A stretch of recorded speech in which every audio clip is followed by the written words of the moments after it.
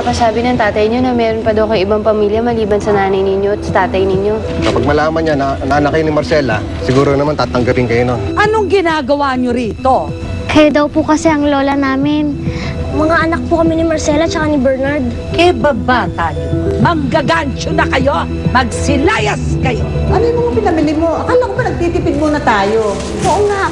Mommy, is that a dress for me? Suotin nyo yan bukas dahil may pupuntahan tayo. Nagpunta po kami rito para sabihin sa inyo na rematado na po itong bahay ninyo. Siguro, kailangan ng ebidensya ng lola nyo para maniwala. Yung album! O ano, handa na ba kayo? What's going on? Bakit may mga pulis dito, ma? I'm sorry, sir. Pero hindi na po kayo nagmamay-ari ng bahay na to. Ayoko makuha to sa akin. Please! No way! No way!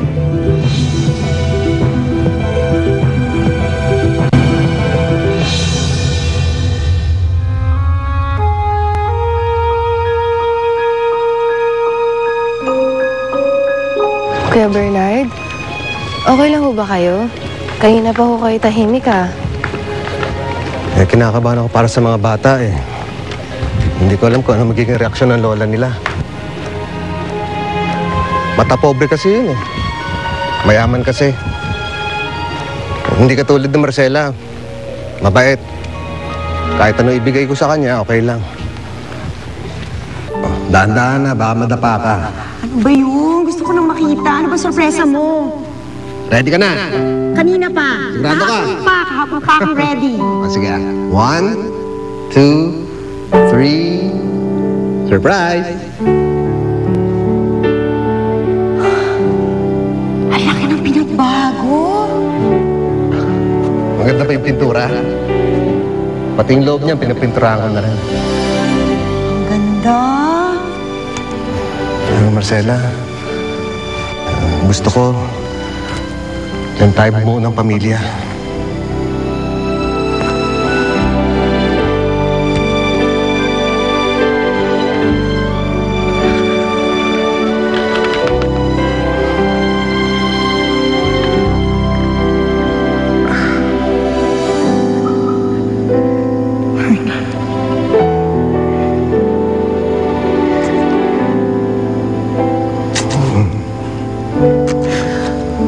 Alam mo, Marcela, ikaw ang gusto makasama habang buhay. Bubuo tayo ng pamilya dyan. Alam ko, hindi ka sanay sa ganyan. Ito lang naman ang gusto ko eh. Kung makasama ka, kahit nasaan pa tayo, basta't magkasama tayo, magiging maligaya tayo.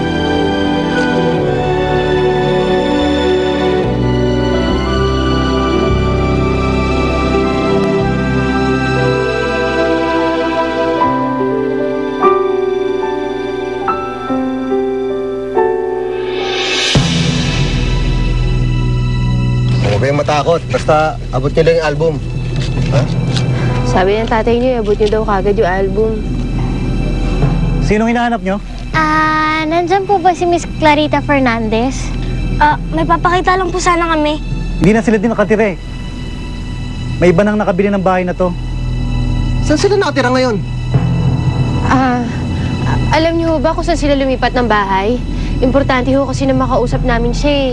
Naku, miss. Hindi ko alam kung saan sila lumipat eh. Pasensya ka na ha. Sige, sorry ha.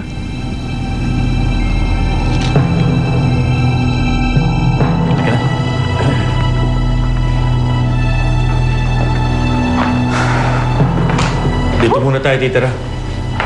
While I sort things out in the bank. Mama, bakit hindi niyo sinabi kasi na may problema ng plakay sa bahay? Dad, akit po muna ako Sige na. I have my old room back. Bye-bye! Eh kasi naman, hindi ko naman nakalain na naaabot sa ganito. Tsaka nahihiya ako sa'yo. Ayokong mang abala pa. Mama, we are family. Dapat yung mga ganyang bagay ho, sinasabi niyo sa amin. Marcela, are you okay? Napagod lang ako. Siguro, papahinga na muna ako ha. Sige. Yeah, sige na. Samahan mo na si Marcela. Si Man ako nang bahala rito. Sige, Mama. Bakit kaya bigla na lang sila umalis doon sa bahay na yun? Baka naman, Kuya Bernard, lilipat naman talaga sila ng bahay. Nataon lang na pagbalik natin, hindi natin sila inabutan. Tay, paano po yan? Hahanapin pa po ba natin si Lola Clarita? Hindi ba lola siya ni Ann? Ibig sabihin, pwede natin siyang makita bukas.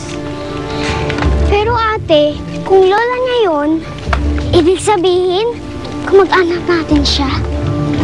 Tsaka may kinalaman kay Ann, kay nanay. Hindi kayo magkasama sila bukas sa dog show? Aha, bukas na ang dog show. Kaya kahit sinong makita niyo sa kanila, parang nanalo na kayo ng first prize. Alam mo, tama si Ningning, ah.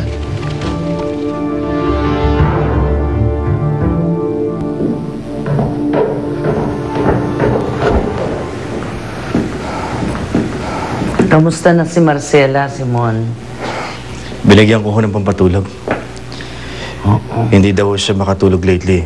Yun na nga, at marami raw siyang naiisip na kung ano-ano. Buti na lang, umalis na tayo sa bahay na yun. At hindi na tayo maistorbo ng mga batang manggagancho na yun. Yung mga bata? Yeah. May mga bata who are claiming to be Marcela's children. Ay, naku. Ewan ko ba, nakakatakot na mga con artist ngayon, wala nang pinipiling edad. Simon, hindi ba wala namang anak si Marcela dahil nagpa-imbestiga ka? Oo, tama ho kayo. Yan ho yung sinabi ng inupahan ko para imbestigahan sila. Hindi daw sila nagkaroon ng anak ni Bernard. Kaya nga eh, naku.